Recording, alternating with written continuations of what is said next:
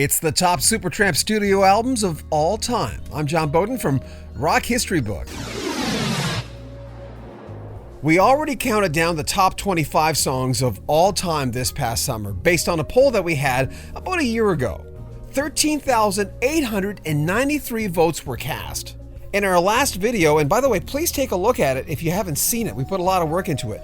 We had some special guests on the segment. Roger Hodgson, Bob Siebenberg, and Master of Ceremonies John Helliwell were telling us stories behind the song. So please check that video out if you haven't seen it. In this one, we have some super fans. Fans that are so close to the band, they actually know the band quite well. And instead of me giving you all this information, I thought I'd interview them. So here we go, the top 11 studio albums from Supertramp, starting with number 11, Slow Motion from 2002. It was their last one. Out of almost 14,000 votes, unfortunately, its 9 tunes only received 86 votes. The top song was the title tune, which only got 27 votes. And interestingly, the tune Gold Rush, that was originally written by Rick Davies and former member Richard Palmer James, way back in 1970, only received 1 vote. Slow Motion? Yeah. There's a song on there from the very first year, 1970, called Gold Rush. And it's so old that even I got a call like, do you know where Richard Palmer James is right now? Because we need to get a hold of him. I'm like, why is that? Like,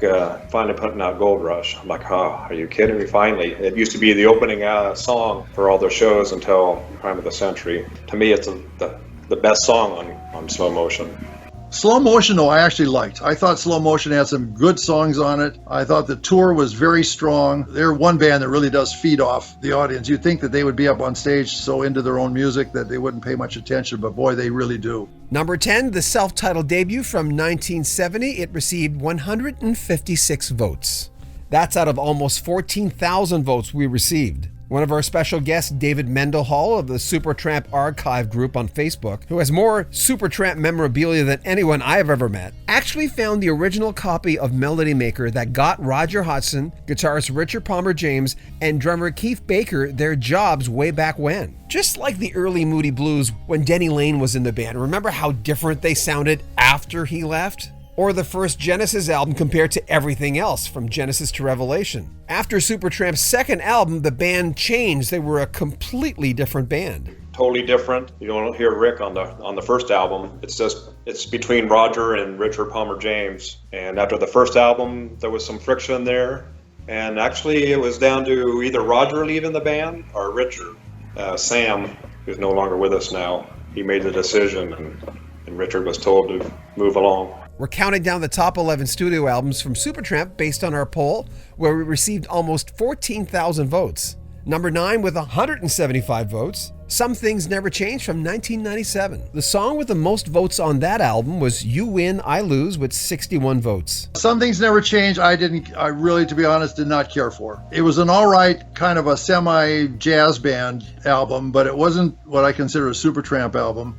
Number 8, their last album from the 80s, Free as a Bird with 195 votes. It was released October 1987, and there's always been a lot of mixed feelings about this album. The title tune was a minor hit, and that got the most votes from this particular album with 161. But their dance hit, I'm Begging You, only got 1 vote in our poll of 14,000 votes. Free as a Bird is pretty much this, a Frisbee. Had some of the band members that came in after Roger tell me that they would just throw it away. Free as a Bird was a contract obligation. That's how I felt. I felt that the record company said, you owe us 1 more album. It was not an album that I even play anymore. I collected all 4 colors of the album. It's my least favorite Supertramp album. Number 7 with 262 votes, Indelibly Stamped. It was released in June 1971, and the most votes on this album went to Rosie Had Everything Planned, which was sung by Roger Hodgson. It got 99 votes. Interestingly, the rockin' tune Potter got 85 votes.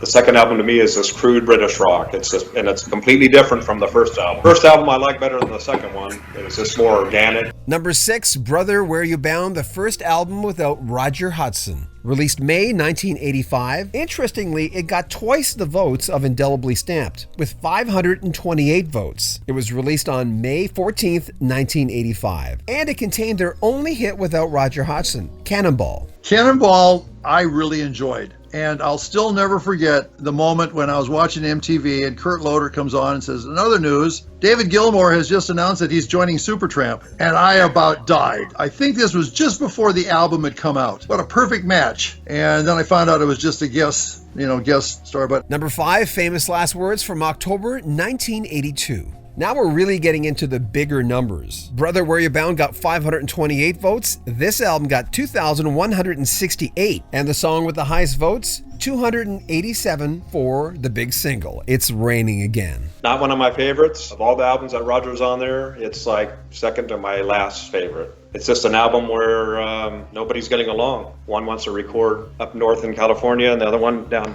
where he lives, down in Southern California, and there's just a lot of friction. Some of the best songs were pulled off of the album, and what we got was just like a distilled, mediocre version. Some of the songs ended up on Brother Where You Bound and on Eye of the Storm that were actually demoed and could have been ready for release. I mean, Brother Where You Bound, the title track, was even one of them, but that song is so long it takes up a whole side on Brother Where You Bound. I knew that there was a little bit of problem with Roger and the band at that point, and it just was too prophetic. Reading a copy of Famous Last Words and seeing the guy on the tightrope, and it just was a little bit too close to actual truth. For me, I knew it was the end. I knew that was the last album. Famous Last Words was such a downer for me. I almost lost all interest in the group. It was that bad. I'll probably get a lot of criticism for this, but my favorite album by Supertramp is Famous Last Words.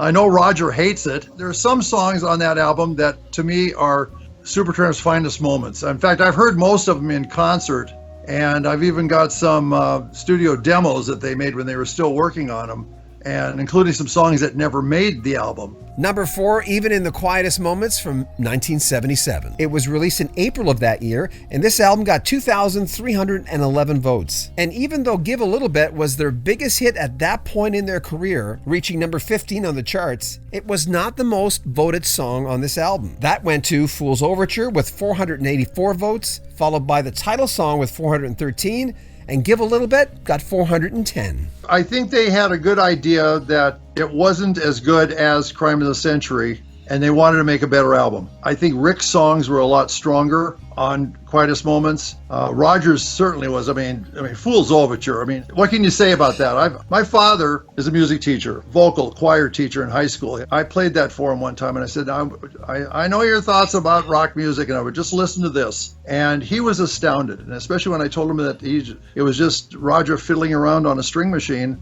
and finally putting words to it, and finally actually coming up with a full 3-part suite of music. From September 1975, number 3, Crisis What Crisis. It received 2,541 votes. The 2 singles from the album were Lady and Ain't Nobody But Me, but they did not chart in the US. And it's obviously become one of the band's favorite albums with the fans, considering it got in at number 3.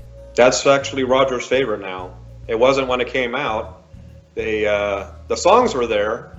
They just didn't have time to totally adequately record them, and I think they learned a lot from Ken Scott. Ken Scott put them through the paces. When I first listened to Crisis, I thought this is just them evolving and learning to write on the road. Roger says he wished he could have had another 2 months, but he's such a perfectionist that I'm sure he would like to have 2 more months and remix it and whatever else and add something to it. But you got to say it's done at some time. And I thought that I like Crisis. Some of the songs on Crisis are absolutely fantastic. Well, in a song in Crisis What Crisis, that does it to me. There's a point in the song where the drums just kick in during Sister Moonshine. That gives me goosebumps every time I hear it, even to this day. Number 2, Crime of the Century, with 500 more votes at 3,083. It was released in 1974, and it changed everything for the band. Bloody Well Right is how we all heard this album and how we all went and picked it up. But once we listened to it from start to finish, we were hooked.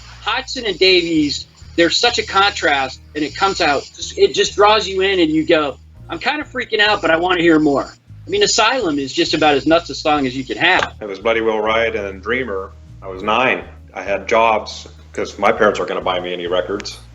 So 2-sided hit was like the thing to go for. Besides Bloody Well Right and Dreamer on the other side. So my 69 cents or 73 cents after tax went further With Crime, it was seeing him on the Midnight Special and then buying the album, hearing that harmonica start of School and how that song build up and builds up and builds up. And from starting an acoustic song, and then they really rock on that thing. I mean, they really thump it out. You listen to Bob Siebenberger on drums, and he's pounding away on that song, and it didn't have it just end like that and go into Bloody Well Right. I said, I like this. And that thing was on my turntable for a month. They pretty much went into A&M Records after Indelibly Stamped and talking about, getting up to making this Crime of the Century, and they were like, who are you?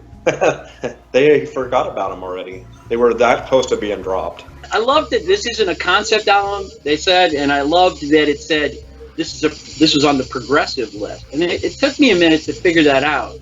How is this progressive rock? But it really is, because it would be my dream to write the tree of rock and roll and how those roots turned into all the different variants that there are. And this particular album is definitely one of those that from it bloomed a whole series of albums, I think, and an idea, a way of thinking about doing songs in a different way. Well, you've guessed what is number one with 3,350 votes, Breakfast in America from 1979. I remember the night I bought this album. I was in grade 12, I was 19 years old. It was winter, it was cold, and I finally had the money to buy this album from one of my favorite bands. I could have waited till Saturday, but I needed to hold it. I needed to get it. And even though I was going out that night to drink and party and what we always did on Fridays, I got my friends to drive me to Zeller's. I picked it up and I carried it with me throughout the night, trying not to injure it, opening it up and just being in awe of the orange interior and reading the words. And it was a real special moment. And when I got home at like 1 a.m. or something like that, I put it on and did not happen to wake up my parents. It was a big deal, and it ended up being my favorite album of 1979. Oh, definitely Breakfast in America. And there was advance notice and people talking about it, even at the record store where I went, that, hey, this album's coming out and it's going to be huge. Breakfast in America sold 4 million copies in the U.S. alone. The first single was The Logical Song. It peaked at number 6 on the Billboard charts and number 1 in Canada. The title song was a follow-up, but it did not chart in the U.S., even though it charted in other countries. Then Goodbye Stranger hit number 15, and Take the Long Way Home reached number 10. And one last thing we should maybe mention. We had all these Supertramp experts talking, and it was really fun sharing stories with them, but I had to ask the question, the pink elephant question, do they think Supertramp will ever get back together? Never. No. That they've tried twice. Believe it or not, and this is what's really funny, John, is that this comes down to 2 women, Sue Davies and Karuna Hodgson. They were very strong women. They obviously didn't really get along that well. And when Sue started taking control of Supertramp during the start of Breakfast, Karuna said, no, it's not going to happen. Roger's not going to do that. And it was a will of 2 minds, very strong minds. And to this day, that's still a problem. And Roger has basically come out and said that he will never play in a band that Sue Davies has anything to do with. That's Sue. She's a charming woman. She's very, very nice. We had some problems getting our backstage passes at Hyde Park in London back in 2002, and she personally ran those things down to the where we were to get them to us, or had them personally delivered. And we saw her several times at after show parties and stuff, and she was just extremely nice. And Karuna I've talked to several times, very, very nice, but they're very, at the time, protective of their husbands and their husbands' careers. And they didn't like how the other person was dictating how it should be done. So that's what really caused the major split, was the fact that Roger couldn't work with Sue Davies. Always would love to see one more performance. Yeah. I'm not greedy, just one more performance if possible.